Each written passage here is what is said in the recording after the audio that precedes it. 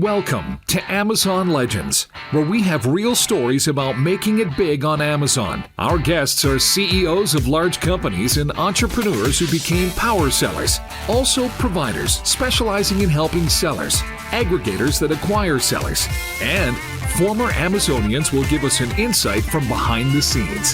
Here is your host, Nick Urison. Welcome to another episode of Amazon Legends. So I am so excited to have today's guest again, because we're gonna record the second episode with him. And the reason why we are recording the second episode is my first cliffhanger that we left when we finished our first episode with such an incredible challenge that we've uncovered in organizing your PPC campaigns on Amazon. And we basically talked about how you would end up in a place where you're not able to pinpoint where the problem is and therefore fix it. So Sean shared with us how is it that you can organize and structure your whole Amazon advertising in a way that will isolate exactly where the improvement areas are. And so we brought it as far as it was not intentional, we just ran out of time. And so I put the question to him, okay, so what if you started the wrong way? It's quite possible that people will start one way, and then they'll keep building and building and building. And then before you know it, you've got so many things going wrong, as yet you're not able to pinpoint. And now that they've heard from you, this is the right way to organize. How do you go from the wrong way to the right way? And he said, well, that's very sensitive, because there is one way to do it. And if you do it that way, it will work nicely. But if you don't know what you're doing and you just simply trying to wing it, it's going to hurt you big time. And now we are here to find out how somebody can go from the wrong way to the right way of structuring their PPC campaign. So with that, first, say hello to my guest, Sean Stone, who is the CEO and founder of Stone's Goods, a full-service Amazon agency. And he's done this. And what I like about Sean is he loves teaching people. So, and he's doing great service here. So with that, welcome back again, Sean. So I'm happy to have you, and I'm dying to hear the answer. So go ahead, the floor is yours. Okay. So first of all, thanks for having me back. Sorry for the cliffhanger, everyone. It wasn't intentional. We just ran out of time. So what do you do if you look at your PPC campaigns and you think to yourself, this is not helping me, this is a mess? Well, organization is your friend. And we talked about my structure last time, and it's nothing groundbreaking. It's just very simple, very specific. And so you can work your way towards getting that kind of structure. I would say 90% of the time, this is the first thing I do inside an account. And very occasionally will I end up working with somebody whose account is already structured this way. But what I would recommend you do is you take all of your existing campaigns and you just start dividing them and putting them into portfolios that are designated specifically to the product that they advertise in. Now, you want to knock off the easy stuff first. And so all the campaigns that just have one product in them, put them all into the same portfolio. And to be clear, we're defining a product as one parent ASIN, assuming, of course, you're not playing any ASIN games where you have multiple different types of products on the same parent ASIN. So before I go any further, the first thing you want to do is take the stuff that's really easy, just like obvious individual campaigns that have one product in them, and put them into their own portfolios, then leaving just the mixed campaigns left. Does that make sense? Yeah, sure. Exactly. Yeah. Then the next thing you want to do is ideally you want to go take a look, because 9 out of 10 times, there's going to be one product inside of that campaign that's beating the other product.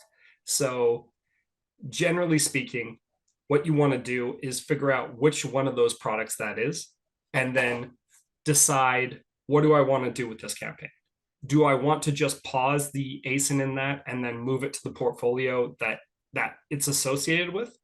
Or do I want to duplicate this campaign and have and pause the campaign and move, or pause the original campaign and move it to the portfolio, and then that duplicate campaign, pause the other ASIN and move that to the other corresponding product? Or sometimes what happens is you'll realize that a mixed campaign is actually part of what's holding you back, and you don't even want to duplicate that campaign. Or there's only a few keywords, and you might just want to create a new campaign based on the performance from those keywords. But again, what we're trying to do here is get structured. We just want to put all of our products into their own portfolios and have all the campaigns be specific to one product. That's just the first step. Because once you know what's going on with each of your products, if spend goes crazy, or you have an unprofitable day or week, or you have a huge spike in ACOS or anything like that, then you'll know it was coming from one of these products. So once you're able to see and look at everything from a structured view, from just like a product level, then you've passed like the first step of reorganizing. And again, you want to do this slowly. Don't just go pausing campaigns. Don't just pause products willy-nilly. Like, take a structured approach and think, how can I get these campaigns to do what I want them to do? So that's the first step. It's a big step. It can take a lot of time. And personally, I also like to rename the campaigns while I do this, which takes even longer. I mean, you can do it faster with bulk sheets and stuff like that, but in general, it's not a quick process. So just wanted to really lay out that first step, because there are at least 2 more steps, and I want to get into them, but I want to make sure that I'm clear. So any follow-up questions there, or does that make perfect sense? No, I mean, this makes sense, because at the end of the day, the structure is to isolate the products, isolate the campaigns. So that way, if you're running a broad match and it's eating too much money, and then you've got an exact match, they're separate. So you can easily take action. And then if it's just one SKU, it's happening on one SKU being one parent. And by the way, you may switch the child. So you may add another one and say, okay, let's see how that's going to do. Like, I have a situation with a client where 2 ASINs, 2 child ASINs out of a variation of 10 are cannibalizing the sales on the other 8. So we were trying to figure out what to do. Of course, as a matter of strategy, you pick only one of those ASINs, and then you advertise them, and then you ideally pick the lower priced one. But because of the value of the offer, a higher priced one ends up selling. And by the way, this is another thing which is not available in Amazon's data: advertised ASIN versus the purchased ASIN under that campaign could be 2 different things, but you only know the advertised ones and the performance. So let's say that you are advertising ASIN 1, 2, 3, and people click on it, you pay the $1, and then they go to the parent ASIN because it's a child, and then they buy ASIN number 3. The sale will be recorded to that campaign for that ASIN. But actually, that's not the ASIN they bought. Yeah. Well, so right now, they don't have that data. They don't have which ASIN is advertised, which ASIN is purchased. I mean, you technically can get it if you're a reports wizard, but then you can't attribute it to a search term. And that's the problem. That's sure, you can get it at an abstract level, but you'll never know which search term is triggering those sales. And that data is immensely valuable, which is why we always recommend isolation. Because of exactly what you're talking about. Yeah, exactly. And the structure that you propose is the key to isolation. So this is great. I hope everybody listening, this was worth the wait. But definitely, this is the way to go. Well, that's only part one. There's another layer to this, which is once you've broken out all the products by broken out all the campaigns and put them in product portfolios, the next thing you got to do is decide on the purpose of each campaign, because I am a big believer in one purpose per campaign. And so what you need to do is go in and analyze, well, what is this campaign doing for me? And what is the point of it? Is it a product targeting campaign? Is it a category targeting campaign? Is it an auto campaign? Is it a research campaign with mostly broad match keywords or phrase match keywords? Or is it an exact match campaign with mostly winning keywords? Like, you need to decide, what is this keyword, or what is this campaign doing for me? And then once again, portfolio by portfolio, decide individually what each of these campaigns are, and obviously leave the mixed ones for last. So, maybe there's a research campaign that's doing really well, and then there's a campaign with broad, phrase, and exact all in the same ad group or something like that. I would take a look at, well, what are each of these things doing for me, and would it make sense to just add some of those broad keywords to my other research campaign and make this an exact match campaign, or vice versa, like pause the other one. Like, what you're really looking for is to find an individual purpose for each campaign and then isolate based on that, because then you once again have another layer of focus and isolation. You go into your you go and you notice that something went wrong with your Amazon advertising. Then you say, well, which portfolio was it? Oh, okay, it's this one. Click in. You're like, oh, which purpose campaign had the problem? Oh, boom, it's this one. But if you don't have that specific structure, it's hard to quickly understand what's going on inside of your account. And then there is a 1B portion of this, which is, hopefully it's possible. If it's not possible, then don't worry about it. But hopefully you can get down to just one ad group per campaign. I'll admit that's not always possible in an account, especially if there's some kind of legacy structure that doesn't really help. But that's something that we always strive for, at least in the majority of our accounts. And then even after that, the further step to that is we traditionally will try to isolate the brand name out of the other campaigns and have a specific brand name campaign. And often what we'll do is we'll actually even put that brand name campaign in a different portfolio. You might say, well, why? Why would you do that? And the reason is, branded campaigns traditionally will have amazing ACoS, tons of sales, because you are the most relevant person, or you're the most relevant product for that brand name. So we try to take that out so that if something goes wrong, there's not a branded keyword that hides the portfolio level performance. And so that's something that we found to be very effective. And you can also do the same thing with product targeting campaigns and removing your own ASIN from those product targeting campaigns. Because once again, we found that that can be a really tricky situation where we're actually hiding our performance behind something that's not real. So I know that I kind of rambled there, but does that make sense? Can you see how that would be like the next logical step in moving towards a solid structure?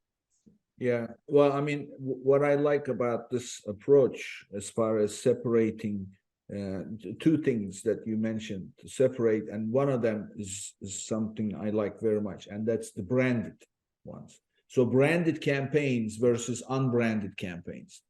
That's very important. So we're gonna get into the real subject of this recording, that's the search query performance deep dive, where when you're doing the analysis there, also you want to look at the branded versus unbranded, and that gives even more value to everything that you're doing. And then when you combine that with your advertising, now you have a whole different approach to this ACOS idea, which is one number that really doesn't mean anything. You're gonna break it down. Okay, where is ACOS better?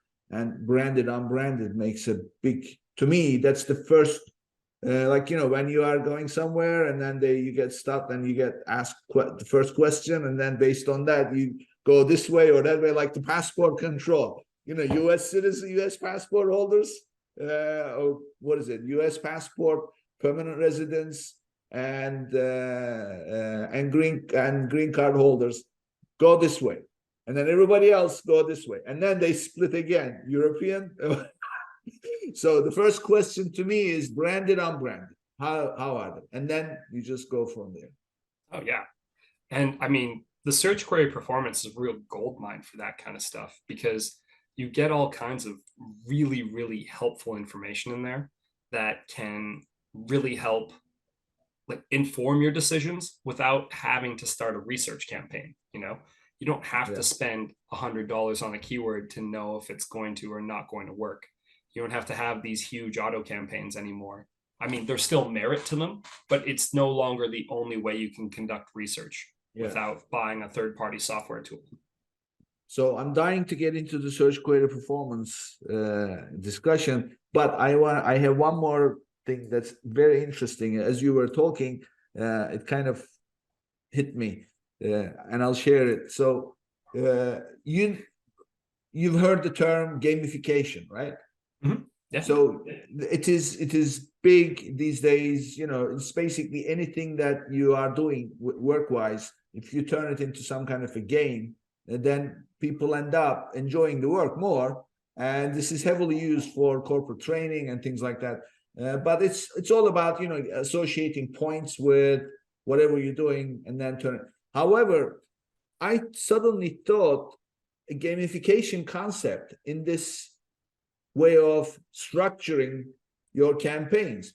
So there is, you know, as men, we identify with all those macho manly things, and, you know, going to war and battle and weapons, you know, that's something. So that, since I'm a man, I'm always thinking that way. But really, there are many books written about this. Business is war. So when you go to business, you're fighting. So, and the goal is to kill the competition and capture the income, right? So that's the idea, and it's always somebody else you have to fight for to do this. So it is a battle, constant battle. So if you think about this, when you go into battle, when you start to prepare, first you gather intelligence, and then you send out what they call scouts to figure out if what you gathered is actually up to date, correct, or whatever, if there's any validity to it.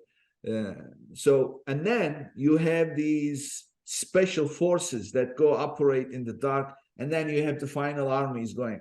So when you separate, you know, by purpose, you are in fact able to now, you know where I'm going with this. So you have these scouts.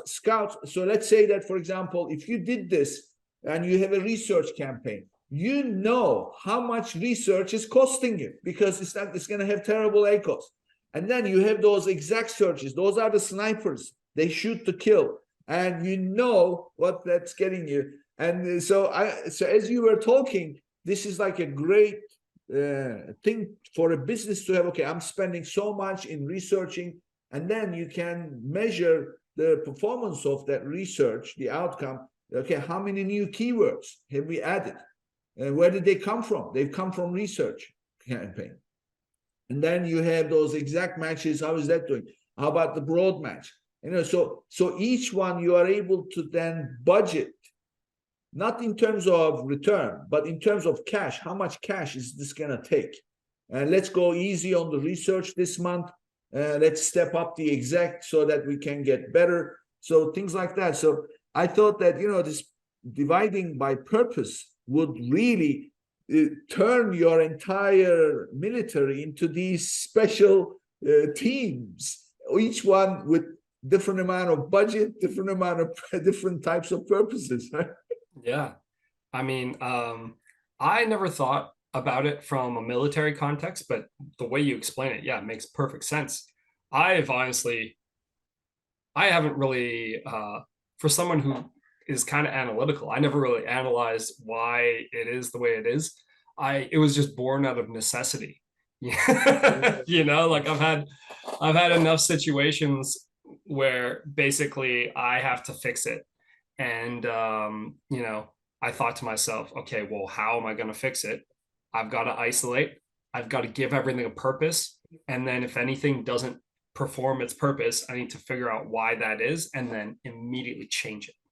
And so, yeah, your military example makes perfect sense because it's definitely the way that you do it. But and to further elaborate on that, the search query performance would be the intelligence gathering then, wouldn't Right. it? Yeah. Exactly. So with that, let's now dive into search query performance. So search query performance available only for brand registered sellers. If you go to brands and then you click on brands, so we covered this on the first one, where to get it and blah, blah. So my first jumping off question to you is a little bit of a different question than how to use search query performance in terms of the data it shows. But it's more about looking at it over time. So the question is this: search query performance reports are available at ASIN level as well as brand level. Either way. So if you select the ASIN level, then you have to select the ASIN that you want to view and then select the time frame, so on and so forth. Then you are able to also click on each keyword that comes on, reported, and then see who else is selling that keyword, who else you are competing with. So that's even another layer. But my question to you is this: if the whole universe of your Amazon operation that gives you those keywords was just looking at one thing, that means select the report and look at it. That would mean one thing, but it's asking you to select the time frame. So you are able to select week or you are able to select month. And of course, you get X number of keywords that give you traction when you select 1 week. And that data completely changes when you select the next week, and changes again when you select the next week and the next week and the next week. So my question then is, how do you determine the value of each keyword, whether it's impression share or click-through rate or cart ad rate or purchase rate? Because it's changing all the time. So how do you know this? Okay, this is not performing well, it's going down or it's going up. So what is your criteria? So I agree that it's important to look at this data over different periods of time, because if you don't, you're going to end up in this situation where there's really it's just hard to analyze and hard to work with. So generally speaking, what I like to do is combine the data from multiple weeks, just using a few different Excel formulas. I actually, probably by the time this goes up, I'd be happy to share with your audience or anybody else a template of how to do this. And generally speaking, what I'm doing, and I'll tell you the formulas. There's really 3 main formulas. It's unique, and then sum ifs, and then index and match combined. And those are going to get you the majority of, and then you have to multiply cells, but those will get you the majority of the data points all into a single sheet that you can then look at over a period of time. And that can be really, really helpful, because what you can do is you can make graphs, you could plug it into a business intelligence tool like Google Data Studio or Google Looker Studio. I guess this is a new name. But the general idea behind it, and to answer your question more specifically, which column, what's my criteria? I'm generally most interested in search volume, clicks, and then purchases. And I'm interested in both the collective market, and then also the brand share, or brand count, I suppose. I'm not as interested in the share. That's more of a secondary metric. But really what I'm looking at on a per keyword basis is what's the search volume for that keyword? What are the clicks? And then what are the purchases on those keywords? And just looking for trends, looking for opportunities. And then there's obviously the opportunity, we'll get into this in a bit, of combining it with some of the other report types. Like, for example, combining this with the Amazon top search terms to find out your competitors' information, and then take it a step further and throw your own PPC information in there. Like, there's a lot of stuff you can do with this stuff. And all you need is some basic Excel formulas, but it all starts from blocking and tackling, from all the basic stuff. And the basic stuff is, does this keyword have a lot of demand? Are there a lot of clicks on this keyword? And then are there a lot of sales on this keyword? Because we don't care if there's a lot of searches, but not a lot of sales. So you definitely have to keep track of those different things before deciding on, well, this is going to be my new target keyword, or this is the keyword I'm going to double my budget on, or something like that. So that's the way that I like to think through it when at least initially looking at the search query performance. Does that answer your question? Not fully. So Okay. so I give you a very if you like, an isolated example so that we are able to get into what I was trying to get at. So let's assume that we're tracking the search volume. Okay, so it's one of the data points that is valuable and we're interested and we want to check. So, and let's say that we're selling one single ASIN, and then let's say that we have one keyword. That's it, one keyword.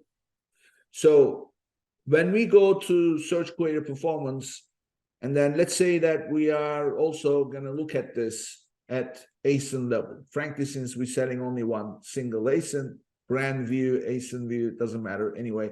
But we're looking at it at ASIN level.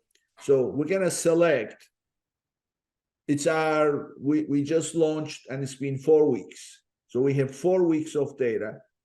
And now I want to see what's going on and I want to optimize. So I go to search query performance, select the ASIN view, select the ASIN, select the week number 1, or actually it's going to say week, whenever, depending on when we start, week 21, let's say. So week 21 happens to be my first week. And then it's going to give me search volume is 5,000 during this week. And that's all we're looking at for now. Okay, I got 5,000. So now I select week 22. Search volume, 6,200. Week 3, 4,200. Week 4, 8,500. So now I've got 4 different values. It went up on week 2, down on week 3, and way up on week 4. My question to you is, what number are you working with? 8,500?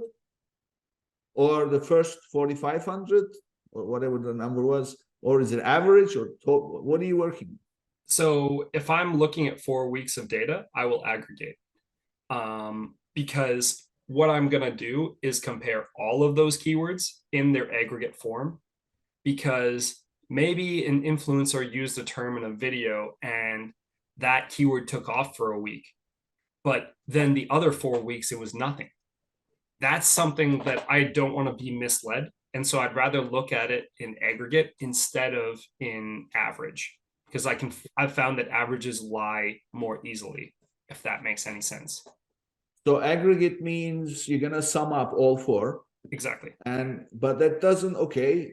So if I have a keyword, let's again stick with the example, one keyword, and I started with, I launched 1,000, especially if you're a new launch, it's going to be less at the beginning. So 1,000, and then 1,500, and then 2,000, and then 2,500.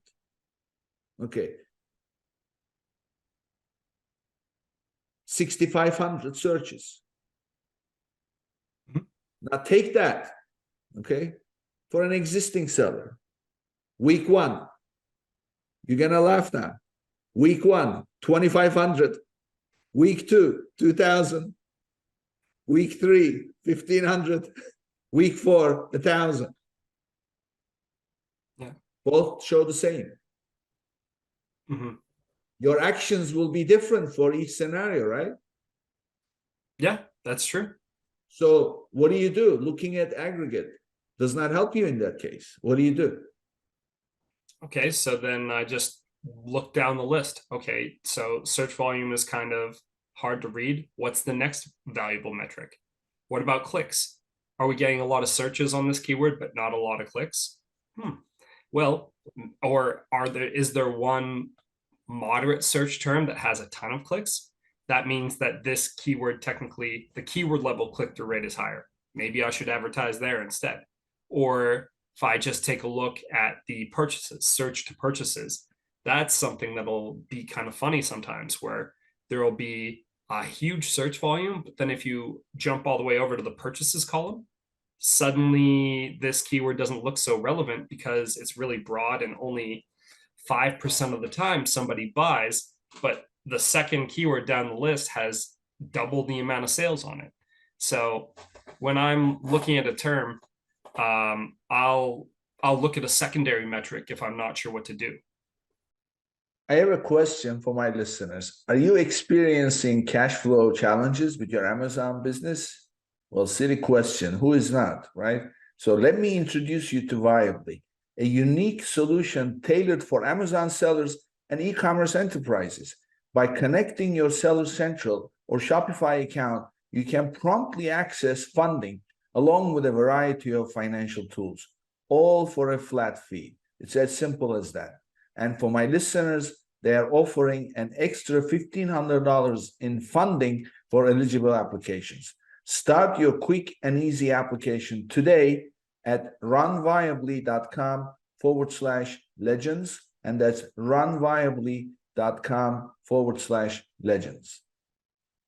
But I'm not sure that it actually will help what you're trying to do, because you know what happens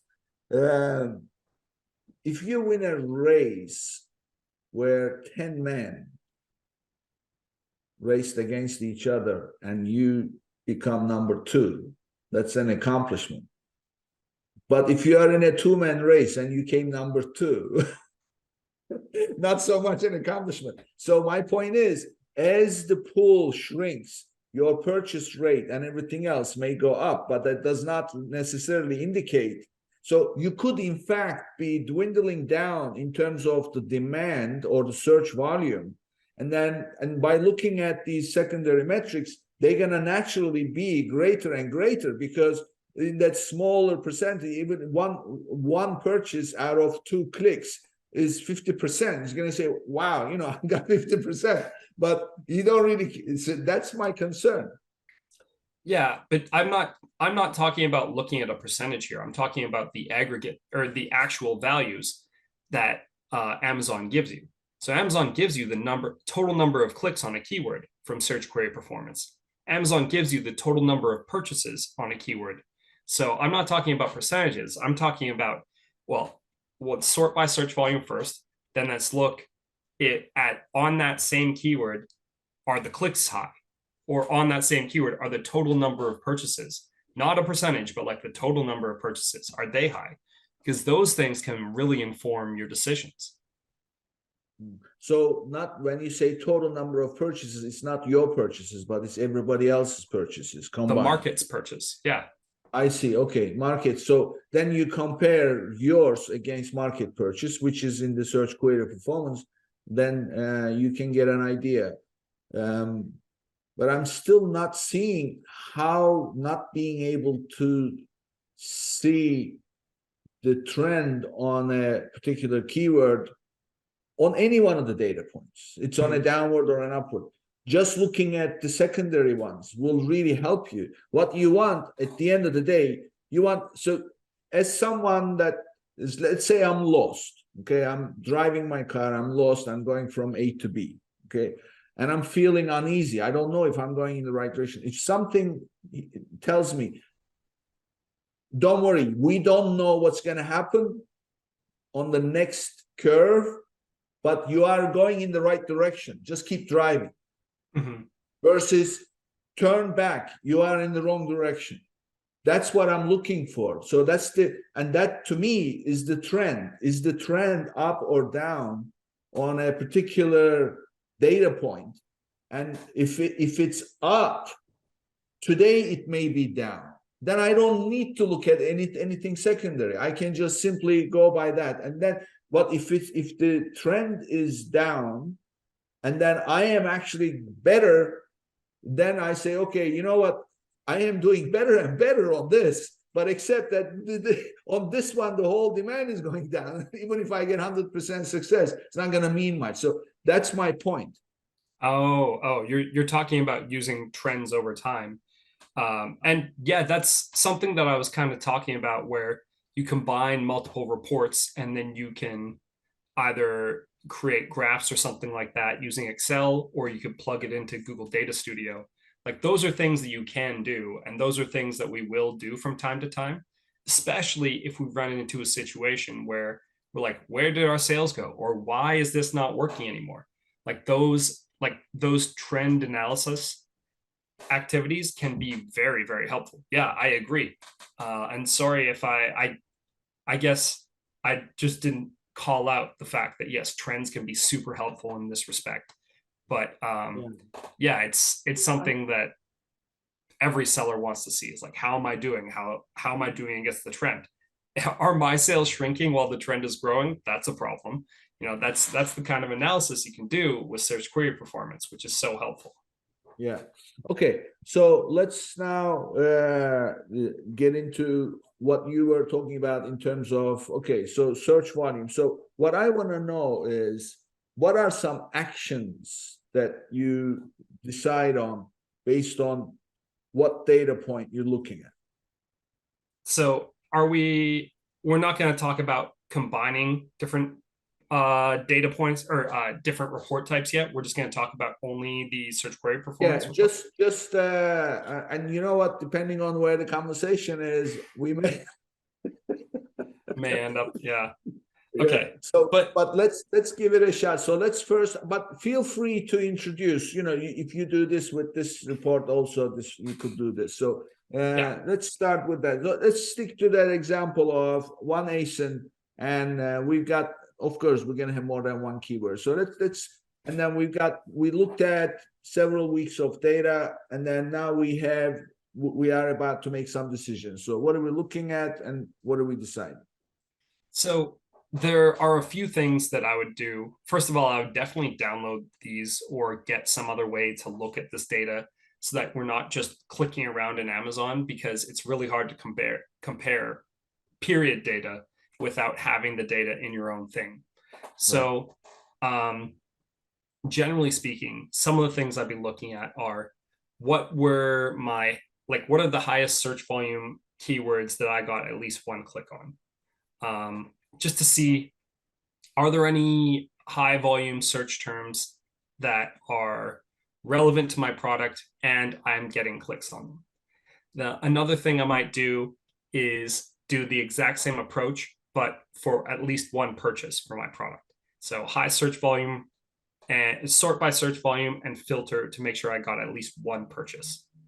And then those are two of the very first things I do. Just it's almost like a relevance check, and also a great way to check to see if there are any things that have high search volume that your product does not or you didn't think your product was relevant for. Maybe you're selling shoes and that you never thought the term sneakers would be relevant for the product you're selling, but sneakers can be another way to say that word, and you may have just not thought of it, or you may have not thought that you were relevant enough for sneakers. But there's a ton of search volume on sneakers. There's a ton of long tail opportunities on sneakers. So definitely be on the lookout for those kinds of opportunities, and try to think strategically about what other things your product could be relevant for. And obviously don't reach, because you might just end up sending yourself down an expensive wild goose chase. where you start trying to target maybe like dance sneakers, but actually these are running shoes and you would just call them running sneakers. Like don't go too crazy with this, but try to think strategically about where you might be able to win.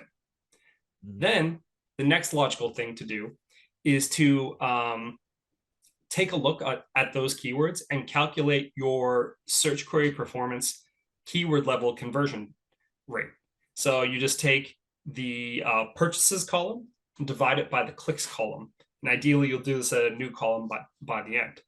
And then what I would do right there is I would probably filter and see, okay, great. Like first I would filter by at least one conversion and then, or one purchase to make sure I'm saying the right thing. And then filter high to low conversion rate. And maybe I'd make a minimum of 2 or 3 purchases. So I'm only looking at conversions that seem highly relevant. And then just take a look and see, well, maybe this search term has a lower amount of search than my top search term that I was targeting. But hey, this search term is one where I have a very high conversion rate. I might really benefit from spending more money on this keyword because it might not be the tallest hill, but I might be able to be the king of it. King or queen or whatever you identify. So that's like the general idea there is, well, how do I use just this first level of data to kind of make some decisions about where to go next? Like we're looking at a map and we're trying to decide where can I have the biggest impact with each dollar that I spend on Amazon, and where I organize my keywords, what I put in my title, what I put in my bullet points, what I put in my backend. Like use all of that and try to make strategic decisions. Does that kind of answer what you're looking for? I mean, this is beautiful. So let's ask some clarifying questions. So first of all, what you're doing is you are pulling all the search terms where you had high click-through rate that had at least one purchase. Yes. So that's a quick relevancy check where the keyword is getting you some traction. Yeah. What do you call high click-through rate? Are you looking at the whole range of the click-throughs and then you're looking at the ones that score the highest? So I actually was talking about conversion rate before, but click-through rate is another easy to calculate metric where you can just take your clicks and divide them by your impressions. And so that's brand clicks divided by brand impressions. And sorting high to low, I would sort high to low and maybe just sort above a certain threshold of click-through rate, like maybe anything below 0.05, I might leave alone or something like that. And again, I would probably start by not having any filter, but then if there are too many results, which there almost definitely will be, the next thing I would do is maybe filter by a click-through rate relevancy level, because I bet it's safe to say that anything below a certain click-through rate level would just be a broad keyword that's loosely relevant to your product. Yeah. And so, but in all this, the one common denominator is that you received the purchase. Yes. Yeah. So if you've gotten even high click-through rate, but you haven't had the purchase, those are not important to you. Well, so if this is a new launch, then maybe or maybe not, because maybe we just didn't spend enough money, or maybe the competition is too stiff and we need to drop our price. We need a coupon, like these different. So you just said one more thing. So you are looking at different scenarios for existing listing and a new launch. And what do you call a new launch? How old is the listing before it's no longer new launch? It's tough to say. Everyone estimates, well, most people estimate that Amazon's honeymoon period is about 3 weeks. So I wouldn't call launch over less than 3 weeks, but I would say probably somewhere in the 3 to 6 week range is what I would kind of consider a launch. Of course, assuming that we're not going after a gigantic keyword. we're going after a gigantic keyword, there's not really like, you know, there was one launch we did that I would say lasted 9 months. But we were going after like a 100,000 search a month keyword. And we did this with just PPC and some very strategic lightning deals and really good packaging. So that there's a lot that you can do, but you really need to have a cohesive strategy. Anyways, not to get off track. The point of all this is a 3 to 6 week period is what I would call an average launch. And after, if I'm relaunching, for example, we had an out of stock, or we had a product where it was suspended for a while for some bogus reason by Amazon, all of those situations, I will typically use a fairly similar playbook to what we do in a launch, and we'll just call it a relaunch. But the strategies are the same, which is that we're trying to get our product out there and build up some momentum on Amazon. Yeah. So, okay. So we are looking at, considering this is not a launch, we're getting search terms with a volume that has a click-through rate above X and have at least one purchase for an existing listing. And then taking those, then you are looking at the advertising data for those search terms to make certain decisions. Tell us about that. Yeah. So there are two things that I'll traditionally blend in. Advertising is one of them. The other one is what's I think it's called Amazon. It used to be Amazon search terms. I think it's top search terms now in search query performance. But you can also pull that over there and get a bunch of your competitors' data. We'll come back to that. But when it comes to search terms and the search term report, I'll take the sponsored product search term report because primarily that'll be somewhere between 70 and 90% of our advertising spend on a product.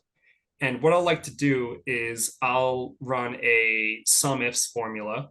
Well, first I'll make sure the reports are the same period of time, where I take, say I'm looking at 4 weeks of search query performance, I'll take the exact same date range and get a search term report for that time period. And then which advertising report are you looking at? Is it the search term, impression share, or just search term? Just search term report. I mean, maybe we should do search term impression share, but the problem with search term impression share is it's not available in the API.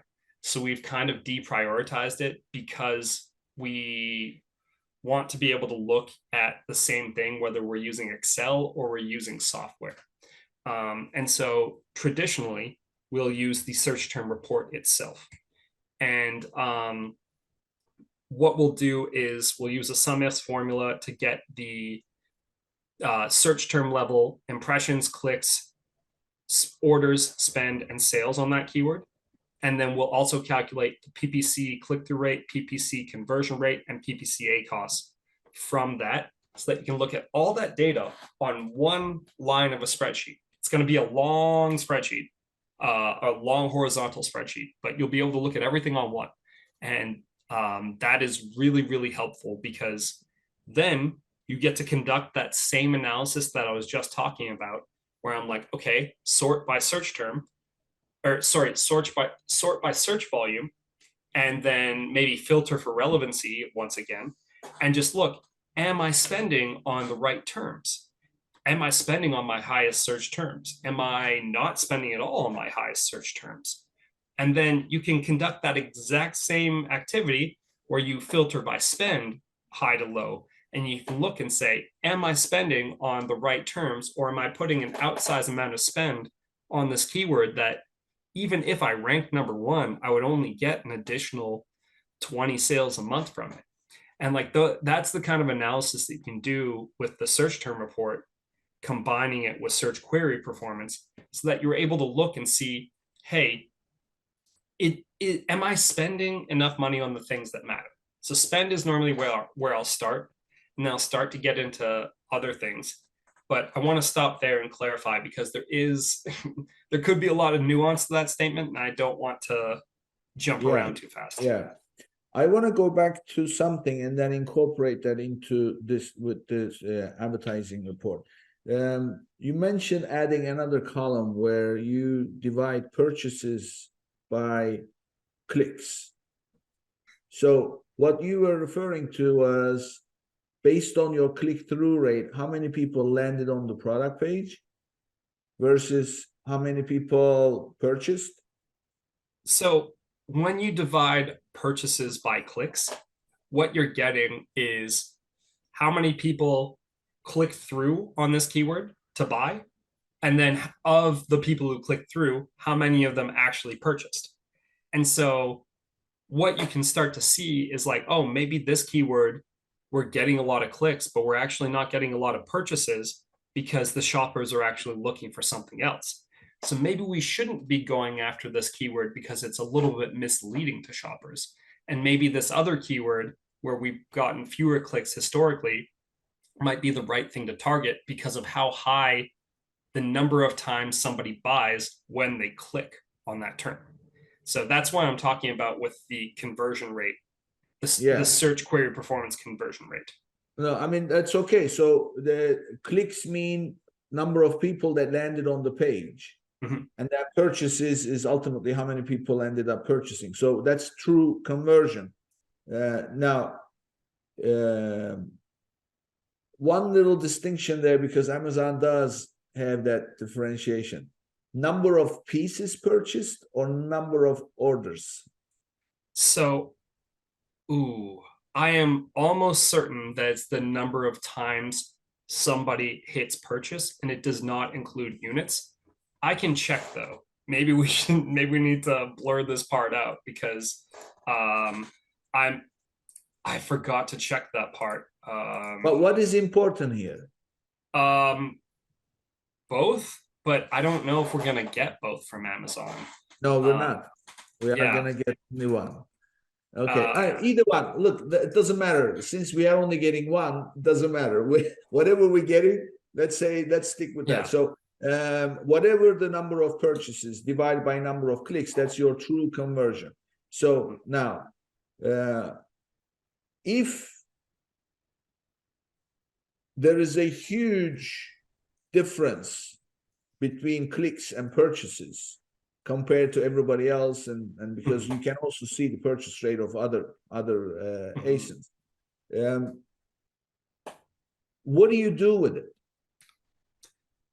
So with conversion rate, what do I do with it? I actually do several things with it. But if we're going to talk about conversion rates, I don't want to just compare my PPC conversion rate to my search query performance conversion rate.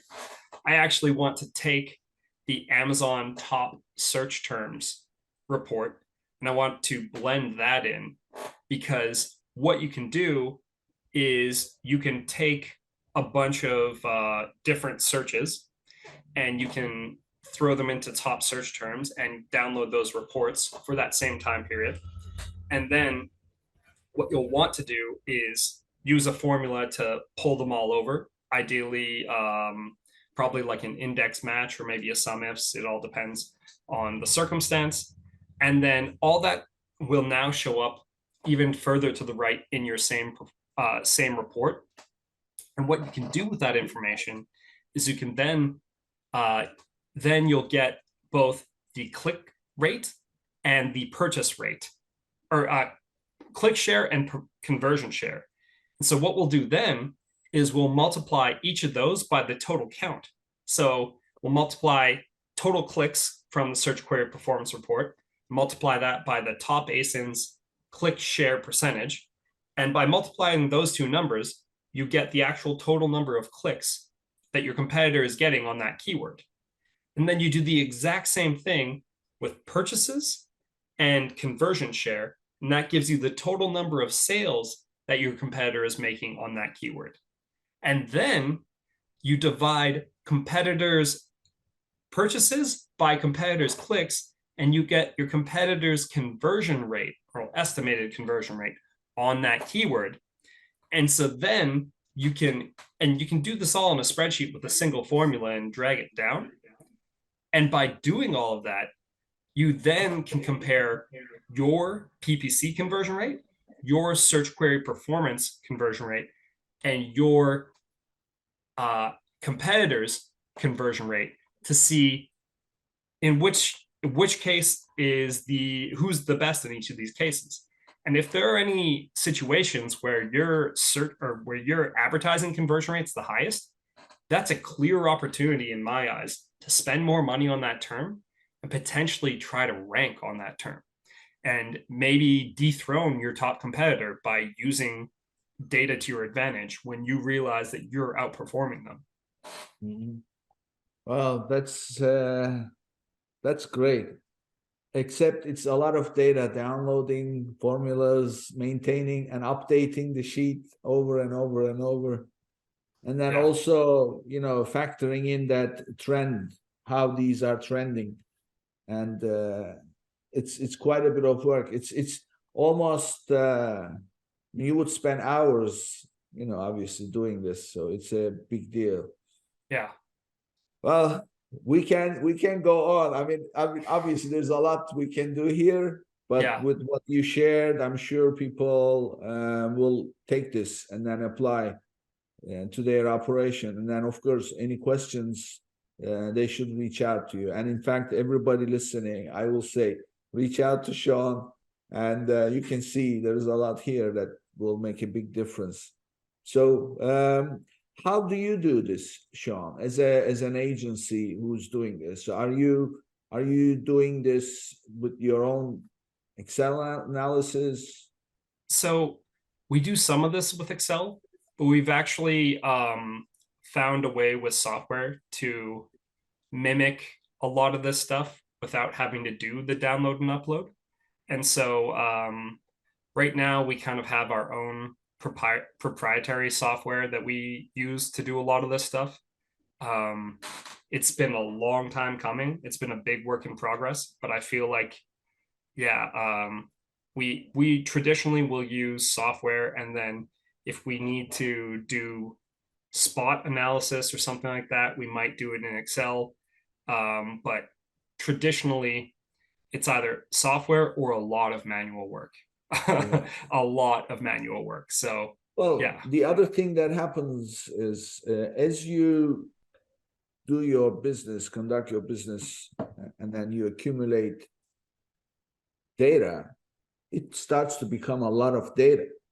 And it gets to a point where it's no longer possible. I mean, the sheets that you build, they just cannot turn themselves around because it's a lot of data, a lot of storing data and things like that. So it's something to consider. So there is, I mean, obviously technology is always evolving. There's, I'm sure, solutions coming out there.